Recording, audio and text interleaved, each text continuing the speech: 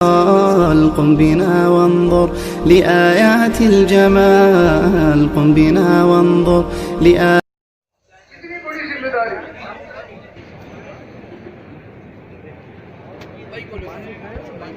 اب اس ذمہ داری کو کون پورا کرے؟ دیکھو ایک تو ہے سیدھے ہاتھ والے اصحاب الجحیم اور ایک ہے الٹے ہاتھ والے. سیدھے ہاتھ والے جہنم میں جائیں گے, جنت میں جائیں گے, الٹے ہاتھ والے جہنم میں.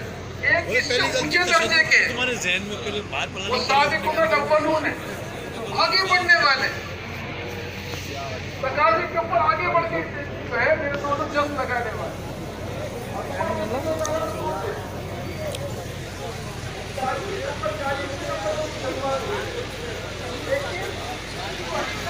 چلے گئے تھے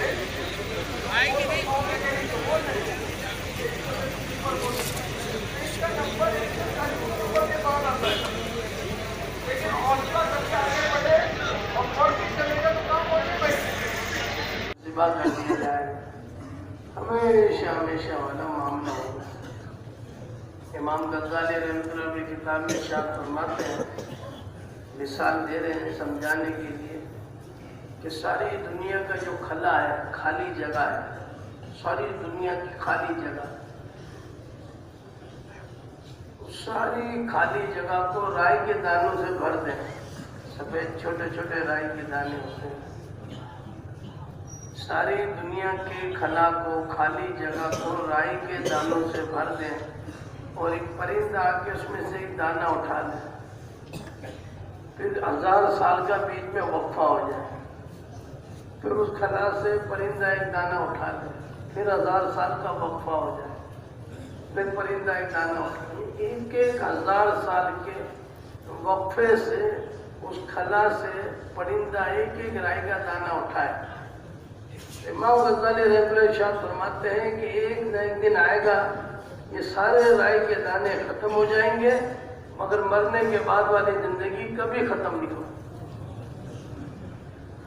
سوچے تو صحیح, خالی مرکز کا ہمارا جو سین ہے اس کے خلا کو رائی کے دانوں سے بھر دیں. وہ تو فرماتے ہیں ساری دنیا کا خلا, خالی جگہ, مرنے کے بعد والی زندگی اصل ہے. موت کو بھی موت آ جائے گی.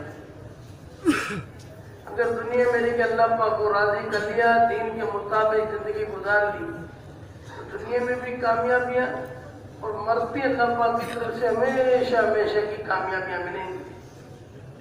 ہمیشہ ہمیشہ کا چین ہوگا, سکون ہوگا, الفتیں ہوں گی, محبت ہوگی, راحت ہوگا, اطمینان ہوگا. حضور پاک علیہ السلام کی حدیث کا مفہوم ہے کہ تم میں سے عقل مند ہوئے جو موت سے پہلے موت کی تیاری کر لیں. اگر آج محنت نہ ہونے کی ایسے عقل مندی کے مفہوم بھی اپنی طرف سے سمجھے ہوئے ہیں. کوئی دنیاوی اعتبار سے پڑھا لکھا یا کوئی بڑے عہدے ڈگری والا, تو اکثر ہماری مجلسوں میں, محفلوں میں فلانا بڑا عقل مند ہے. محترم بھائی صاحب رحمۃ اللہ علیہ, اللہ کی قبر کو نور سے بھر دے. کئی دفعہ بھائی صاحب سے بھی سنا یہ عقل مندی نہیں, عقل مندی کا دھوکہ لگا ہوا ہے. یہ عقل مندی نہیں, یہ تو عقل مندی کا دھوکہ ہے. عقل مند تو وہی ہے جسے جناب رسول پاک علیہ السلام ارشاد فرما رہے کہ تم میں سے عقل مند ہوئے جو موت سے پہلے موت کی تیاری کرے. میرے بھائیو, دنیا کی کامیابی کوئی کامیابی نہیں ہے, یہاں کی ناکامی بھی کوئی ناکامی نہیں ہے. وہ تو جسے اللہ پاک قرآن میں ارشاد فرما رہے ہیں, جس کا مفہوم ہے کہ جو لوگ تم میں سے جہنم کی آگ سے بچا لیے گئے اور جنت میں داخل فرما دیے گئے, وہی لوگ اصل میں کامیاب ہیں. کہ دنیا کی کامیابی کوئی کامیابی نہیں ہے, یہاں کی ناکامی بھی کوئی ناکامی نہیں. مسئلہ تو مرنے کے بعد کا ہے. اللہ نے ہم سب کو ایک موقع دیا, ایک چانس دیا.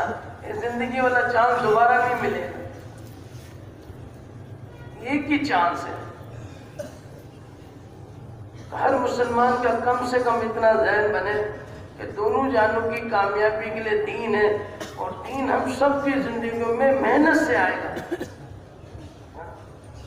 آج عمومی فضا بنی ہوئی, عمومی ذہن بنا ہوا ہے کہ دنیا کی ہر چیز محنت سے, اور جب دین کی بات آئے تو مول صاحب ہدایت کے لیے دعا کریں. کوئی تاجر ایسا ہے جو تجارت نہ کرے اور نفع کی امید لگائے؟ کوئی زمیندار ایسا ہے جو زمیندارہ نہ کرے، زمین پہ محنت نہ کرے، ہل نہ چلائے، بیج نہ ڈالے، پانی نہ ڈالے، یہ زمین پہ محنت نہ کرے، غلے کی امید لگائے؟ اس لیے میرے بھائی دوستو، ہر مسلمان کا کم سے کم اتنا ذہن بنے کہ دونوں جہانوں کی کامیابی کے لیے دین ہے، اور دین ہم سب کی زندگی میں محنت سے آئے گا۔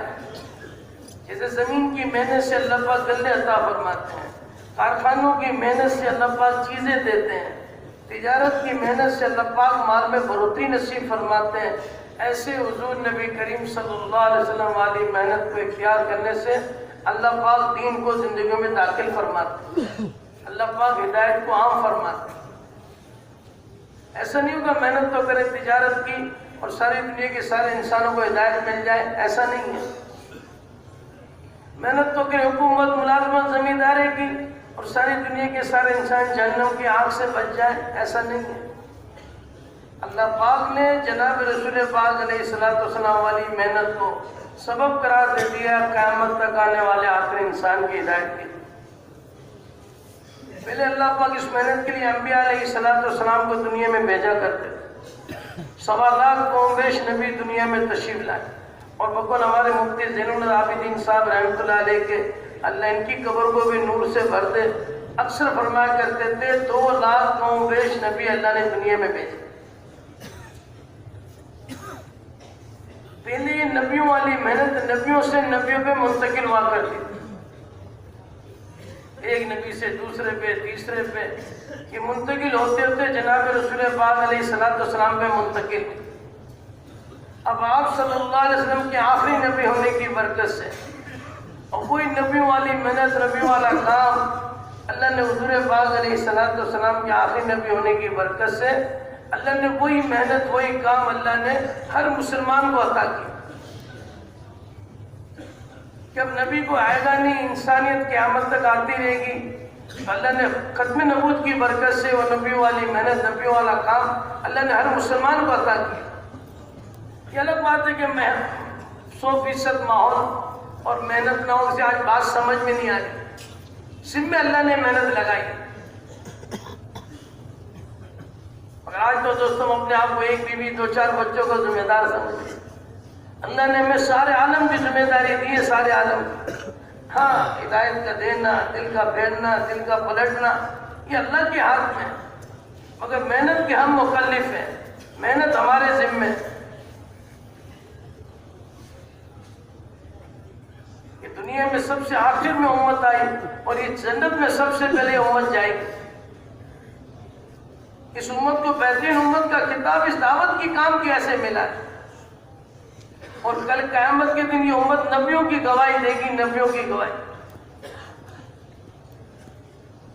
آئی صاحب رحمۃ اللہ علیہ سے سنا کہ مولانا الیاس رحمۃ اللہ علیہ میواتیوں سے فرمایا کرتے تھے، اے 13ویں 14ویں صدی کے مسلمانوں، کل قیامت کے دن پکارے جاؤ گے، پکارے جاؤ گے۔ اور آگے فرماتے تھے کہ نبیوں کی گواہی کے لیے پکارے جاؤ گے۔ خود مولانا الیاس رحمۃ اللہ فرمایا کرتے تھے کہ کتنی اونچی اور اعلیٰ بات ہے، امت اور گواہی نبیوں کی دی جا رہی ہے، یہ دعوت کی برکت سے ہے۔ دعوت کی محنت کے کام کرنے والوں کے کل قیامت کے دن مثل انبیاء کرام علیہ السلام کے چہروں کی طرح ان کے چہروں پہ مثل نور ہوگا۔ اللہ نے میرے بھائی دوستوں ختم نبوت کی برکت سے ہمیں محنت دی۔ جب تک اجتماعی محنت تھی ساری دنیا میں اسلام تھا۔ خود مسلمانوں کی زندگی میں روز بروز ایمان میں، یقین میں، تقوی میں، توکل میں، صبر میں، تعلق مع اللہ میں روز بروز اضافہ تھا، اور غیر بھی اسلام میں آ رہے تھے۔ اجتماعی محنت چھوٹی تو ہم حال دیکھ لیں، وہ تو جس چیز کی محنت ہوگی وہ چیز پھیلے گی، پھولے گی، آگے بڑھے گی۔ جس چیز کی محنت ہی ختم ہو جائے اس کا وجود ہی ختم ہو جاتا ہے۔ جیسے بڑے مثال دیتے ہیں، باغ باغیچے بنانے کی محنت ہے، اس کے اجارنے کی کوئی محنت نہیں ہے۔ وہ باغ باغیچے بنانے کی محنت کو چھوڑ دو، وہ جگہ خود بخود اجڑ جائے گی۔ اس کے اجارنے کی کوئی نئی محنت نہیں ہے، وہ باغ بگیچے بنانے کی محنت کو چھوڑ دو، وہ جگہ خود بخود اجڑ جائے گی، سانپ کاٹے جا رہے ہیں، بچھو پیدا اس میں ہو جائے گی۔ ایسے دین کو زندگی میں لانے کی محنت ہے۔ جناب رسول پاک علیہ السلام علیہ اعمال، دعوت اللہ، تعلیم و تعلم، ذکر عبادات، حضور پاک علیہ السلام کے اخلاق سے لوگوں سے پیش آنا، یہ اعمال دین کو زندگی میں لانے کے لیے اعمال اللہ نے دیے ہیں۔ دین کو زندگی سے نکالنے کی کوئی محنت نہیں ہے، یہ لانے والی محنت چھوڑ دے خود بخود بے دین، جیسے اندھیرے کا اپنا کوئی وجود نہیں، روشنی کا نہ ہونا اندھیرا ہے، اندھیرے کا اپنا کوئی وجود نہیں ہے، تو روشنی کا نہ ہونا اندھیرا ہے۔ اب اندھیرے کو بھگانے کے لیے کوئی پولیس فوج ڈنڈے کی ضرورت نہیں ہے، ایک ماچس کی دیا سے لائے جلاؤ، روشنی آئی، اندھیرا خود بخود چلا گیا۔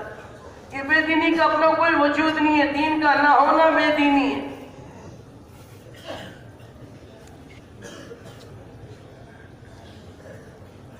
تو اللہ پاک نے ختم نبوت کی برکت سے دعوت والی محنت، دعوت والی ذمہ داری اللہ ہر مسلمان کو عطا کی۔ اس ذمہ داری میں جو ہم سے کمی، سستی، کوتاہی ہوئی، اس پہ میں بھی اللہ سے توبہ کروں، یہ سارا مجمع دلی میں اللہ سے توبہ کرے۔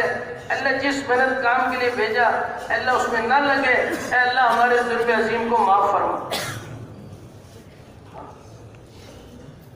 وہ بقیہ زندگی اس کی نیت، عزم، ارادہ کہ ہم جناب رسول پاک علیہ السلام کی امت ہی ہیں، ہم تاجر نہیں، ملازم نہیں، زمیندار نہیں، ایک بیوی دو چار بچوں کے ذمہ دار نہیں، اللہ نے ہمیں سارے عالم کی ذمہ داری دی ہے، 750 کروڑ کے لگ بھگ انسانوں کی اللہ نے ذمہ داری دی۔ اس ذمہ داری کو سامنے رکھتے ہیں دوستو بزرگوں، ہماری مسجدوں میں اعمال شروع ہو جائیں جو اعمال حضور پاک علیہ السلام کے زمانے میں مسجد نبی میں اعمال تھے، ہماری ساری مسجدوں میں وہ اعمال شروع ہو جائے، ہمارے گھروں میں وہ اعمال شروع ہو جائے جو صحابہ اور صحابیات کے گھروں میں اعمال تھے، اور ہر مسلمان روزانہ اپنی ذات سے ان اعمال کو خود بھی کرے، خود کرتے ہوئے اوروں سے کروانا۔ تو میں بھی اس کی بھی نیت کرتا ہوں کہ روزانہ اپنی ذات سے ان اعمال کو خود بھی کرنا، اور جس سے دعوت دے اسے آمادہ کرے، وہ بھی آگے دعوت دے، ہر مسلمان کو ان اعمال پہ آمادہ کرنا تیار کرے۔ تو کیا خیال ہے بھائی، سب مجمع بھی نیت کرتا ہے انشاءاللہ؟ اب اس عمل میں سب سے پہلے کیا ہے؟ اب سب سے پہلے دعوت ہے، اللہ سے ہونے کو بولا جائے، اللہ سے ہونے کو سنا جائے کہ اللہ سے ہوتا ہے، اللہ کے بغیر مخلوق سے نہیں ہوتا، اللہ کرتے ہیں اللہ کے بغیر مخلوق نہیں کرتی۔ ساری کائنات کو اللہ نے پیدا کیا، ساری کائنات کے نظام کو اکیلے اللہ چلا رہے ہیں، ہم سب کی عزت، ذلت، نفع، نقصان، صحت، بیماری، زندگی، موت سب اکیلے اللہ کے ہاتھ میں۔ مسجدوں میں دعوت کی فضا، دیکھو مسجد انبیاء علیہ السلام کی بیٹھنے کی جگہ ہے، مسجد نبیوں کی بیٹھنے کی جگہ ہے، مسجد ہے۔ مسجدوں میں ہر وقت اللہ کی رحمت برستی رہتی ہے، مسجد میں ہر وقت اللہ کی رحمت برستی رہتی ہے۔ جس کو مسجد کا عادی دیکھو اس کے ایماندار ہونے کی گواہی دو۔ جو اللہ پر اور قیامت پہ یقین رکھتے ہیں وہ اکثر اوقات اپنے اوقاتوں کو مسجدوں میں گزارتے ہیں، جو اللہ پر قیامت پہ یقین رکھتے ہیں وہ اکثر اوقات مسجدوں میں گزارتے ہیں۔ پھر جب بیمار ہو جاتے ہیں تو فرشتے ان کی عیادت کرتے ہیں، یہ مسجد کی آبادی والے کہیں کسی کام میں لگ جائیں تو فرشتے ان کی عیادت کرتے ہیں۔ یہ نبیوں کی بیٹھنے کی جگہ ہے مسجد۔ تو ہماری مسجدوں میں دعوت کی فضا، اللہ سے ہونے کو بولا جائے، اللہ سے ہونے کو سنا جائے کہ اللہ سے ہوتا ہے، اللہ کے بغیر مخلوق سے نہیں ہوتا، اللہ کرتے اللہ کے بغیر مخلوق نہیں کرتے۔ ساری کائنات کو اللہ نے پیدا کیا، ساری کائنات کے نظام کو اکیلے اللہ اپنی قدرت سے چلا رہا ہے۔ پیدا فرمانے میں اللہ پاک کسی کے محتاج نہیں، مخلوق میں سے ایسے استعمال فرمانے میں اللہ مخلوق میں سے کسی کے پابند نہیں ہے، محتاج نہیں، اللہ جو چاہتے اپنی قدرت سے کرتے۔ یہ آسمانوں کو اللہ نے بنایا، ایک نہیں 7 آسمان بنائے، یہ زمینوں کو اللہ نے بچھا دیا، ایک نہیں 7 زمینیں بچھا دی، اور زمینوں سے گلے، سبزیاں، پھل فروٹ، اور کیا کیا اللہ کی نعمت اللہ اپنی قدرت سے ظاہر کر رہے ہیں۔ زمین ان سب چیزوں کے دینے میں اللہ کی حکمرانی کی پابند ہے، محتاج ہے، اور اللہ ان سب چیزوں کے دینے میں زمین کے ہرگز پابند نہیں۔ اللہ چاہے چیزیں زمین سے اگا دے، اللہ چاہے آسمان سے برسا دے، اللہ اس پہ قادر ہے۔ اللہ ہماری آپ کی زمینوں کا محتاج نہیں ہے۔ بنی اسرائیل کو اللہ نے 40 سال آسمانوں سے پکے پکائے کھانے اتار کے کھلا کے پال کے اللہ نے دکھا دیا۔ دکانوں میں نفع اللہ ڈالتے ہیں، نقصان اللہ ڈالتے ہیں۔ زندگی اللہ بناتے ہیں، موت اللہ دیتے ہیں۔ زندگی بنانے کے ارادہ فیصلہ فرما لیں، سارا نقشہ ہلاکت کا۔ اللہ کیا فیصلہ حفاظت کا ہے، حفاظت ہو کے رہے گی۔ تو ہجرت والی رات حضور نبی کریم صلی اللہ علیہ وسلم 100 ننگی تلواروں کے درمیان سے سارا نقشہ ہلاکت کا، اللہ کیا فیصلہ حفاظت کا ہے۔ تو اللہ نے حضور پاک علیہ السلام کی 100 تلواروں کے درمیان سے حفاظت کر کے دکھا دی۔ اور پھر اگلے موقع پہ غار سور کے اوپر مگری کے جالے کو تنوا کے امام الانبیاء جناب رسول پاک علیہ السلام کے لیے حفاظت کر کے دکھا دی۔ تو زندگی اللہ بناتے ہیں، موت اللہ دیتے۔ ہلاکت کا فیصلہ فرما لے، سارا نقشہ حفاظت کا۔ اللہ کیا فیصلہ ہلاکت کا ہے تو ہلاکت ہو کے رہے گی۔ ساری دنیا کے بادشاہ نمرود کو تخت پہ بٹھا کے ایک مچھر سے ہلاک کر دیں۔ تو زندگی اللہ بناتے ہیں، موت اللہ دیتے۔ اس بات کا یقین دلوں میں آ جائے۔ مرنے کے بعد بھی سب سے پہلا سوال یقین کے بارے میں ہوگا۔ مرتے ہی قبر میں جاتے ہی پہلا سوال من ربوں کا، بتا تیرا پالن ہار کون۔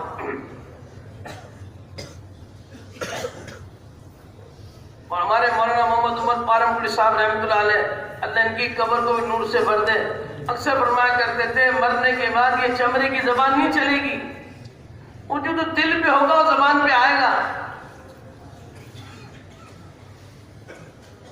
مرنے کے بعد سب سے پہلا سوال یقین کے بارے میں ہوگا، من رب ہوگا۔ وہ تو اگر دنیا میں محنت کی ہوگی، دعوت کے حلقے لگائے ہوں گے، اللہ کی علم پڑھائی بولی ہوگی تو جواب دینا آسان ہوگا۔ جیسے حضور پاک علیہ السلام نے حضرت عمر رضی اللہ عنہ سے فرمایا کہ عمر قبر میں ایسے ایسے سوال جواب ہوں گے، اور ایسے ایسے 2 فرشتے منکر نکیر آئیں گے اور ایسے ایسے سوال جواب کریں گے۔ تیرا رب کون، تیرا نبی کون، تیرا دین کیا؟ حضور پاک علیہ السلام نے حضرت عمر رضی اللہ عنہ سے ارشاد فرمایا، اور فرمایا عمر ان کے ہاتھ میں جو ہتھوڑا ہوگا، گرز ہوگا، جو منکر نکیر قبر میں آئیں گے، اللہ پاک جو ان کو گرز ہتھوڑا عطا فرمائیں گے، وہ اتنا وزنی ہوگا کہ سارے مینا شہر والے اٹھانا چاہیں اس ہتھیروں کو اٹھا نہیں سکیں گے، اتنا وزنی ہتھوڑا۔ ان کے بال سر سے لے کے پاؤں تک، ان کے ناخن اتنے بڑے، اور فرمایا ان کے منہ سے آگ کی لپیٹیں نکل رہی ہوں گی۔ یہ جو منکر نکیر قبر میں آئیں گے، اللہ ہم سب کی حفاظت فرمائے، اور ایسے ایسے سوال جواب کریں گے۔ حضرت عمر رضی اللہ تعالیٰ عنہ نے حضور پاک علیہ السلام سے ارشاد فرمایا کہ یا رسول اللہ صلی اللہ علیہ وسلم، کیا اس وقت میری ایک کیفیت ہوگی جو آپ کے سامنے ابھی ہے؟ حضرت عمر رضی اللہ عنہ نے سوال کیا، تو آپ صلی اللہ علیہ وسلم نے ارشاد فرمایا عمر کیفیت تو یہی ہوگی۔ حضرت عمر رضی اللہ عنہ نے فوراً کہا پھر ہم فرشتوں سے لمٹ لیں گے انشاءاللہ۔ اب اس واقعے میں یہ ہے کہ حضرت عمر کو کون سی چیز اطمینان دلائی؟ حضرت عمر کو جو اطمینان، وہ تو اندر کا یقین بنا ہوا تھا، اندر کی مایا بنی ہوئی تھی، اندر کا ایمان بنا ہوا تھا۔ وہ یقین ایمان حضرت عمر کو اطمینان دلایا کہ پھر یا رسول اللہ صلی اللہ علیہ وسلم فرشتوں سے نمٹ لیں گے انشاءاللہ۔ اللہ نے جبریل علیہ السلام کو بھیج دیا، اور جبریل علیہ السلام نے ارشاد فرمایا یا رسول اللہ صلی اللہ علیہ وسلم، اللہ پاک ارشاد فرما رہے ہیں آپ کے دوست عمر جیسے کہہ رہے ہیں ویسے ہی ہوگا ان کے ساتھ۔ جبریل آگے خبر دے کہ حضرت عمر قبر میں جائیں گے، منکر نکیر آئیں گے، سارے سوال جواب کر لیں گے، حضرت عمر سب کا جواب دیں گے، پھر حضرت عمر الٹا فرشتوں سے پوچھیں گے، دونوں فرشتوں سے، منکر اور نکیر سے پوچھیں گے کہ بتاؤ میرا رب تو اللہ ہے، تم دونوں بتاؤ تمہارا رب کون ہے؟ تو دونوں فرشتے آپ قبر میں باتیں کرنے لگیں گے کہ ہمیں پتہ نہیں چل رہا ہمیں عمر کے پاس سوال جواب کے لیے بھیجا یا الٹا عمر کو ہمارے پاس بھیجا ہے سوال جواب کے لیے۔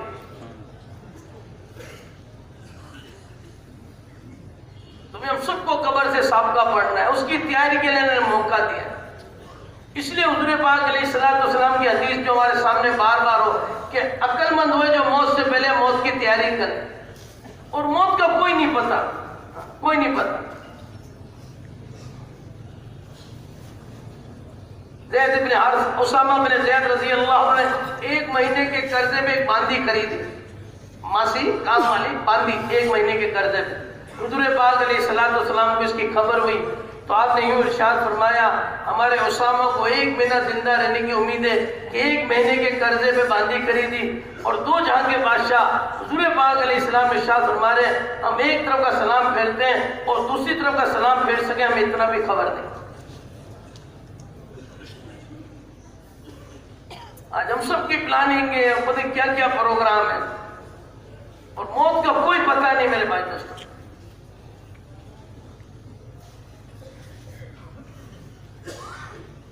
اس لیے ہماری مسجدوں میں دعوت کی فضا، لوگوں کو مسجد کے ماحول میں یہ بات ماحول میں لا کے سمجھایا جائے کہ اللہ ہے اور اللہ سے ہوتا ہے۔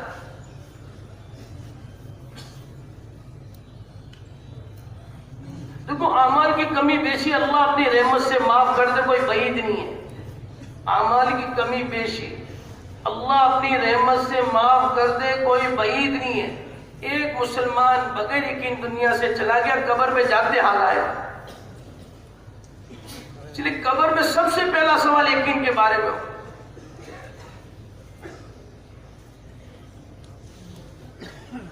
تو ہم سب کو گھنٹوں گھنٹوں اللہ کی بڑائی کو بولنا پڑے کہ اللہ ہے اور اللہ سے ہوتا ہے۔ یہ گرمی سے سردی اللہ اپنی قدرت سے کر رہے ہیں، یہ دن سے رات کے نظام کو اللہ کر رہے ہیں۔ اب دنیا کی کوئی طاقت دن نہیں لا سکتی حیدرآباد میں جب تک اللہ نہ چاہے۔ کہ سورج کے اندر روشنی اللہ نے رکھی، سورج کی اپنی روشنی نہیں، سورج روشنی دینے میں اللہ کے مرادے کا پابند ہے، اور اللہ روشنی دینے میں سورج کے ہرگز پابند نہیں۔ تو کوئی جنت میں روشنی ہوگی سورج نہیں ہوگا بھائی، جنت میں روشنی ہوگی سورج نہیں ہوگا۔ بیماری جیسے اللہ کے خزانوں سے آتی ہے، صحت بھی اللہ کے خزانوں سے اترتی ہے۔ ہاں دوائی کے پیچھے تو اللہ کا امر چلتا ہے، اللہ کا حکم ارادہ ہوگا دوائی سے صحت ملے گی، اللہ کے حکم ارادہ نہ ہو ساری دنیا کے ڈاکٹر مل جائے، زمین و آسمان کا خلا دوائیں سے بھر دیں، اللہ کے صحت ملنے کا ارادہ نہیں ہے، صحت نہیں ملے گی۔ اس بات کا یقین دلوں کے اندر آتا ہے۔ اعمال میں جو استقامت ملے گی وہ بقدر یقین ملے گی، اعمال میں جو استقامت ملے گی وہ بقدر یقین ملے گی، اور یقین بنے گا دعوت دینے سے۔ اس لیے کہ دعوت کا خاصہ یقین کا بننا ہے۔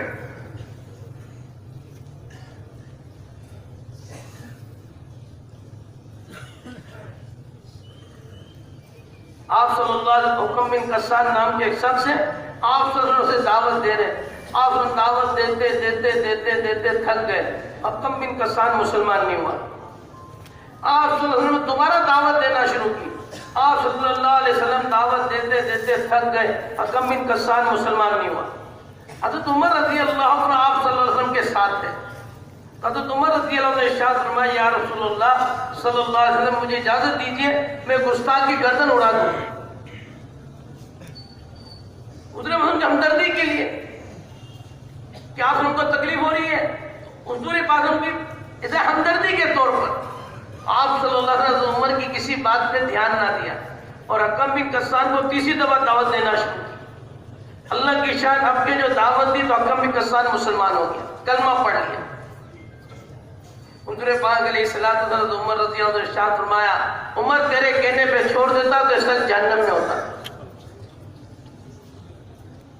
ایک یہودی بچہ آپ کی مجلس میں آتا تھا، یہودی وہ بچہ بگل کسی کہ بھئی اگر آپ کی مسجد میں آتا بھی تھا تو کوئی سامنے تو بیٹھتا نہیں ہوگا، وہ کہیں دائیں بائیں بیٹھتا ہوگا، مگر وہ بچہ چند دن نہ آیا تو حضور پاک علیہ السلام نے اس کے بارے میں پوچھا تو صحابہ نے کہا تو بیمار ہے، گھر پر ہے.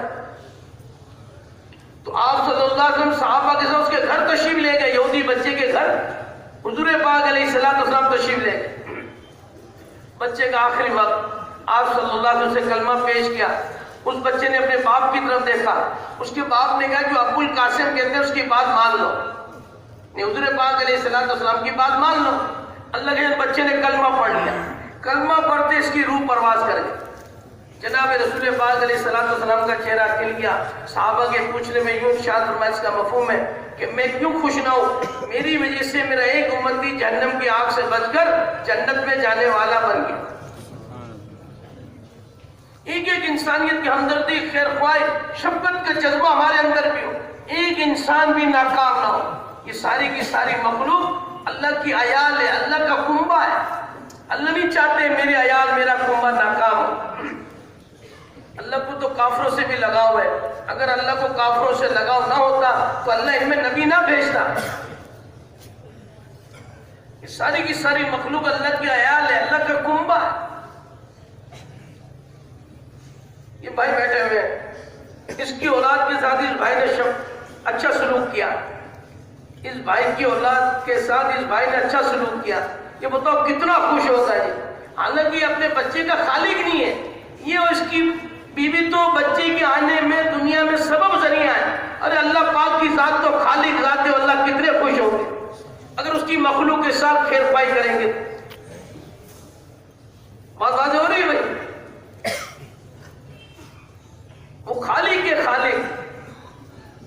اس لیے ایک ایک انسانیت کی ہمدردی، خیر خواہ، شفقت کا جذبہ ہمارے اندر، ایک انسان بھی ناکام نہ.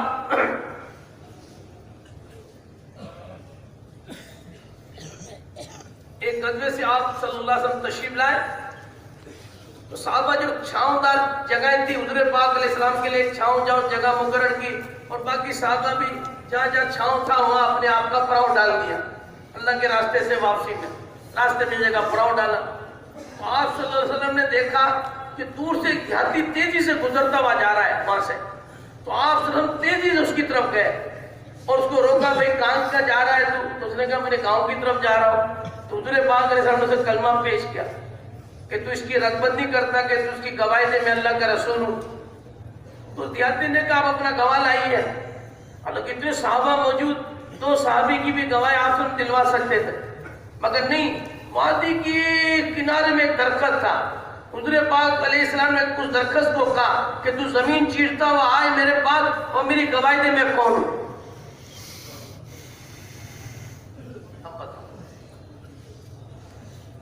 اللہ کی جو غیبی مدد اور اللہ کی جو نصرت وہ داعی کے ساتھ، انفرادی دعوت کے ساتھ. اور غیبی نصرت کیا کہ داعی اپنے مقصد میں کامیاب ہو جائے، یہ اللہ کی غیبی نصرت. تو وہ درخت اللہ کے حکم سے زمین چیرتا ہوا حضور پاک علیہ السلام کے کہنے میں زمین چیرتا چیرتا آپ صلی اللہ علیہ وسلم کی خدمت تک آیا. وہ دیہاتی سے نے کہا گواہ لائیے، اور آپ صلی اللہ علیہ وسلم درخت سے کہا تم بھائی کون میں کون ہوں. تو یوں آتا ہے کہ 3 دفعہ درخت کو اللہ نے زبان دی اور 3 دفعہ درخت نے کہا بے شک آپ اللہ کے رسول ہیں، بے شک آپ اللہ کے رسول ہیں، بے شک آپ اللہ کے رسول ہیں. آپ صلی اللہ علیہ وسلم درخت سے کہا جہاں جیسے زمین چیرتا ایسے واپس چلا جا اپنی جگہ کو. وہ ویسے زمین چیرتا وہ جو درخت آیا وہ ویسے جا کے اپنی جگہ پہ چلا گیا. وہ دیہاتی اللہ کی شان مسلمان ہو گیا، کلمہ پڑھ لیا اس نے. پھر دیہاتی نے کہا یا رسول اللہ میں اپنے گاؤں جا رہا ہوں اور اپنے سارے گاؤں والوں کو دعوت دوں گا، اگر سارے گاؤں والے میری بات مان لی تو میں سب کو لے کے آپ کے پاس مدینے آ جاؤں گا. اگر گاؤں والوں نے میری بات نہ مانی تو میں تو آپ کے پاس مدینے آ ہی جاؤں گا. تو اللہ کی جو غیبی نصرت ہے وہ انفرادی دعوت کے ساتھ ہے، اور غیبی نصرت کے مفہوم کہ داعی اپنے مقصد میں کامیاب ہو جائے. تو محنت کرنے والوں کے اندر ایک ایک انسانیت کی ہمدردی، خیر خواہ، شفقت کا جذبہ ہمارے اندر، ایک انسان بھی ناکام نہ. حضور پاک علیہ السلام ویشی جنہوں نے حضور پاک علیہ السلام کے چچا کو شہید کیا اور پھر ہندا نے اس کو کلیجہ نکال کے کلیجہ چبایا. آپ صلی اللہ علیہ وسلم کو اتنی تکلیف اپنے چچا کے انتقال پر کہ روایت میں آتا ہے کہ آپ نے 72 دفعہ نماز جنازہ پڑھی حضرت حمزہ رضی اللہ عنہ نے. اس لیے کہ 70-72 شہداء تھے, ہر کسی جنازے کے ساتھ حضرت حمزہ کا جنازہ ہوتا تھا. اور اتنا آپ روئے کہ اللہ پاک کو تسلی دینی پڑی کہ محمد صلی اللہ علیہ وسلم آپ نہ روئیے, ہم نے آپ کے چچا کا مقام سید الشہداء میں کر دیا ہے.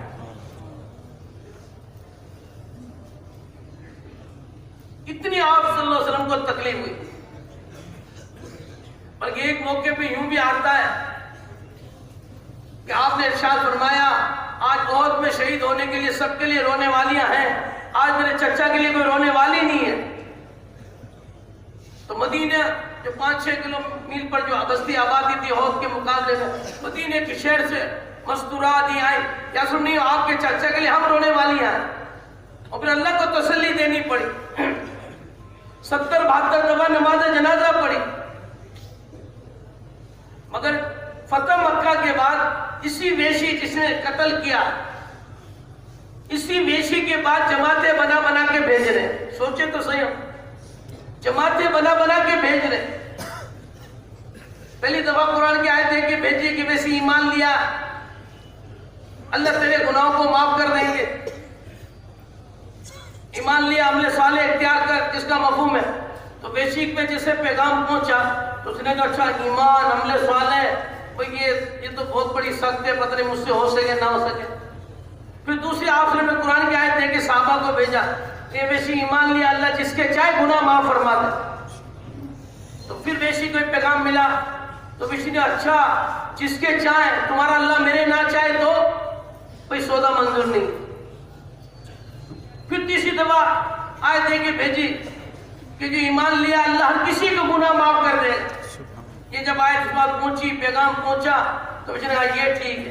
حضور پاک علیہ السلام کی خدمت میں آیا, صحابہ موجود تھے, سب ہوشیار ہو گئے کہ ویشی آ رہا ہے. سارے صحابہ ویشی کو آپ نے فرمایا نہیں بیٹھے رہنے دو, ویشی کو آنے دو.